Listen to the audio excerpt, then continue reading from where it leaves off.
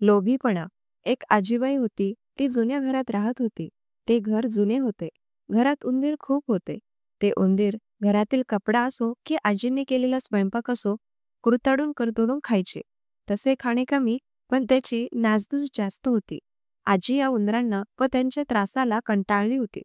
एके दिवशी आजी बाजारात गेली आणि उंदीर पकडण्याच्या तारेचा विणलेला पिंजरा घेऊन घरी आली.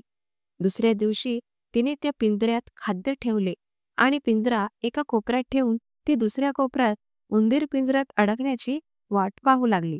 ती दुसऱ्या कोपऱ्यात गुपचूप बसली. काही वेळाने तेथे एक उंदीर आला. त्याने पिंजऱ्यातील खाद्य पाहिले व ते खाण्यासाठी पुढे सरकला. ते दुसऱ्या एका उंदराने पाहिले. ज्याने पाहिले तो उंदीर वयस्कर होता. तेव्हा तो ते खाद्य खाणाऱ्या उंदराला म्हणाला, "अरे, असा विचार करू नकोस. त्या खाद्याकडे जाऊ नकोस.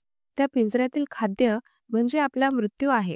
कारण आत जाणे सोपे आहे, पण आतून बाहेर येणे केवळ अशक्य." त्या उंदराने त्या दुसऱ्या वयस्कर उंदराचे बोलणे ऐकले नाही.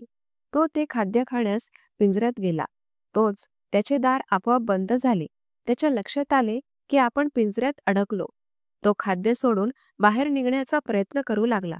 ही सर्व धडपड आजी पाहत होती. ती जागेवरून उठली. तिने पिंजरा हातात घेतला आणि रस्त्यावर आणून त्यातील उंदराला मारले. तात्पर्य: लोभीपणा नेहमी धोकादायक ठरतो.